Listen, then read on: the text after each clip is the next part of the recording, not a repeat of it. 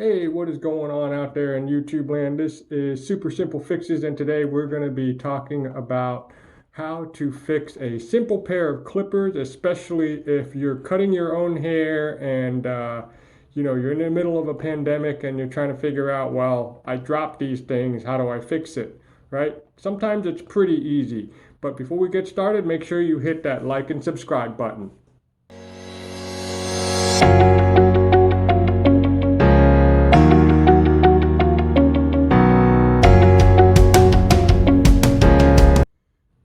Okay, and we are back, and right now we're going to be looking at a pair of clippers that we dropped on the ground, and sometimes it comes out sounding kind of funny. But before we get started, make sure you have a Phillips screwdriver so that you can make any necessary adjustments off of this little knob right here.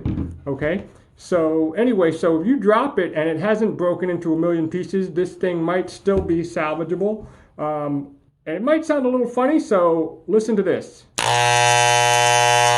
That's not supposed to be the way it sounds. It's way louder than it needs to be, so something's off with the motor. You can do a little adjustment, so watch what happens. I'm going to turn it on, and then I'm going to go ahead and make the adjustment on the little screw knob here to make it, to fix it up.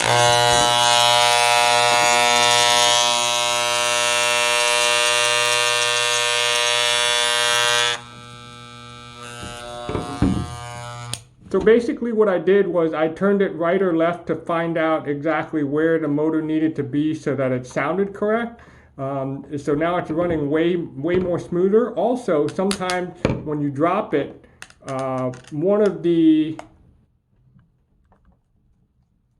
these blades might fall out. So this is the top blade right here. So I'm unscrewing the top blade.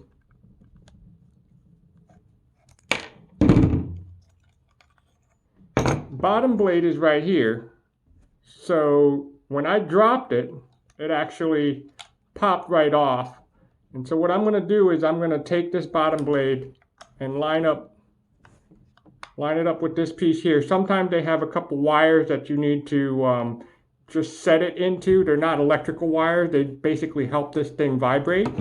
And I set it right into that plastic piece. I'm going to put the top piece back on there. And then I'm going to put the little screws back on.